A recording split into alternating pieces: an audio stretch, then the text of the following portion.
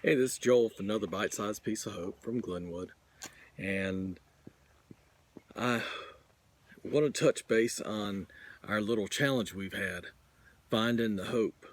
And one of our folks that responded talks about the linemen, especially after the windstorm the other day.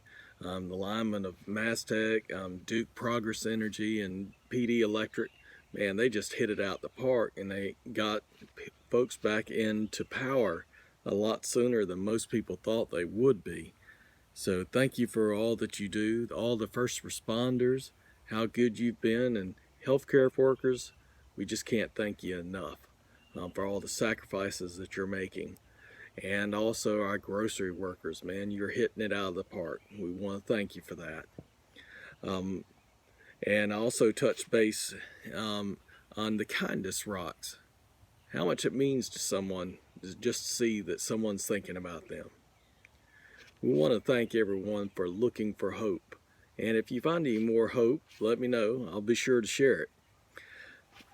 As we look at scriptures, Psalm 62, 5 through 8, my soul silently waits for God alone, for my expectation is in him. He alone is the rock and my salvation. He is my defense. I shall not be moved. God is my salvation and glory.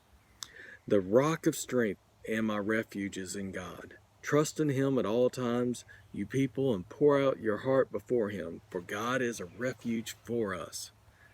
Now, as David's writing this or having this written for him, it was a time when he didn't know exactly where his next step may be.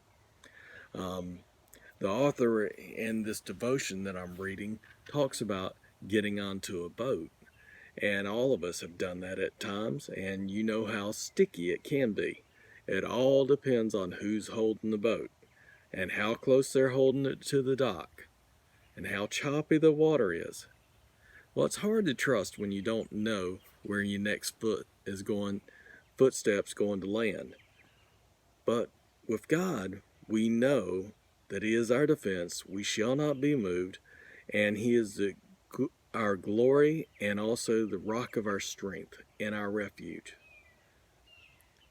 How wonderful it is once you get on that boat and have a wonderful trip across the lake or across the river. It's relaxing.